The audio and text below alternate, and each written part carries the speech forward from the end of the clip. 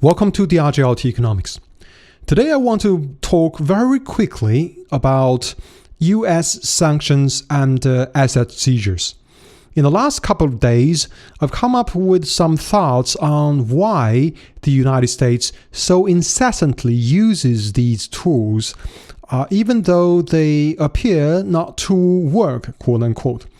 Obviously, by not working, we are referring to the sanctions or asset seizures not fulfilling their stated goals.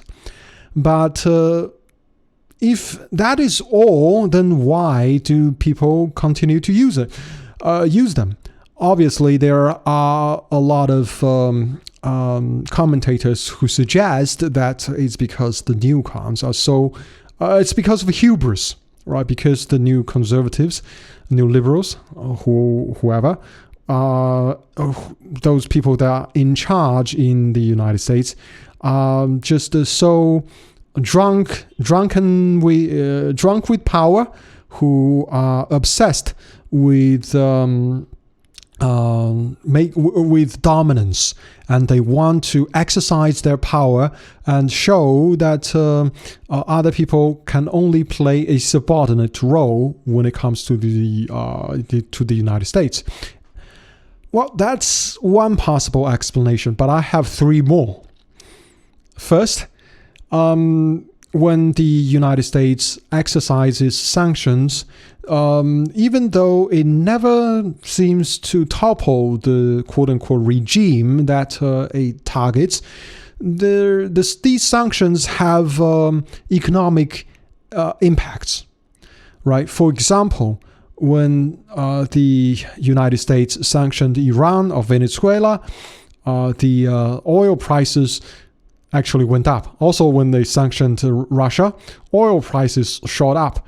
And if these sanctions are designed to serve some investors who have put large sums of money into energy companies, and perhaps U.S. energy companies, or perhaps shale gas companies, then it makes perfect sense, because people who invested into these firms, into these projects a few years ago were losing a lot of money.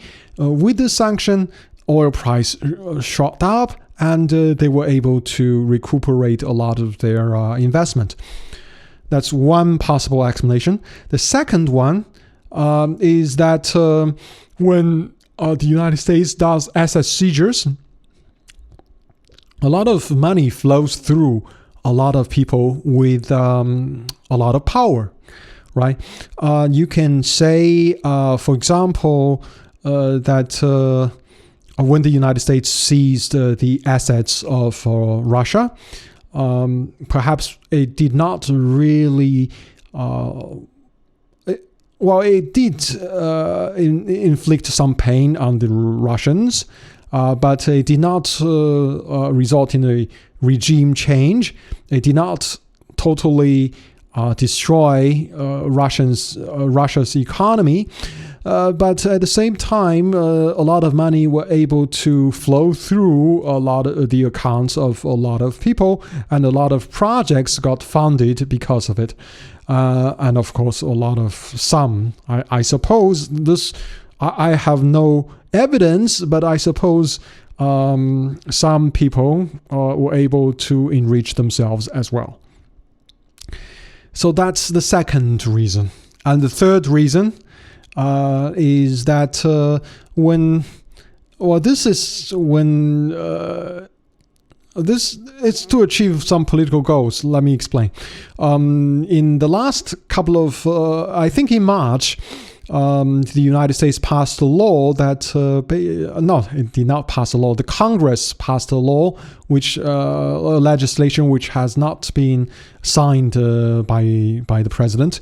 But this legislation, what it basically wants to do is to seize the assets of corrupt government officials from China. And what they want to do is to identify basically dirty money that are stashed in the United States, by corrupt Chinese officials, and they want to seize those assets.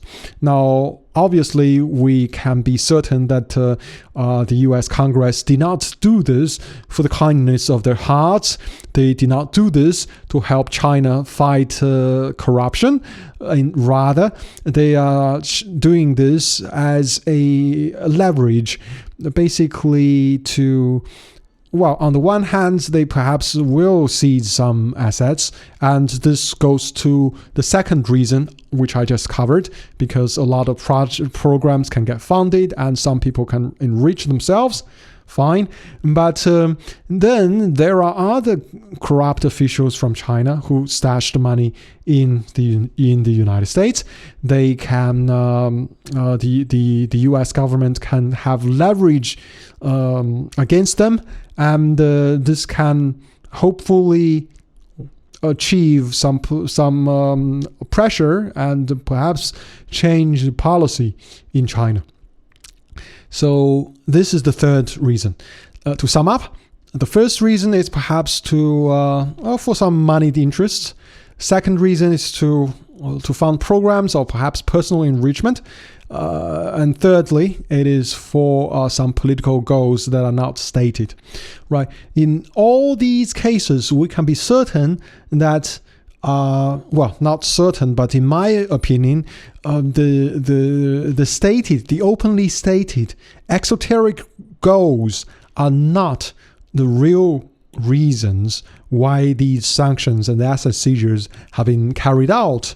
And if we look at these actions by the United States government in this light, then we can understand them as rational players. Rational. We can understand the officials in the U.S. government as rational players, serving the interests of themselves. Right? In this light, I think it makes a lot of sense. All right. Thank you very much for listening, and have a great day.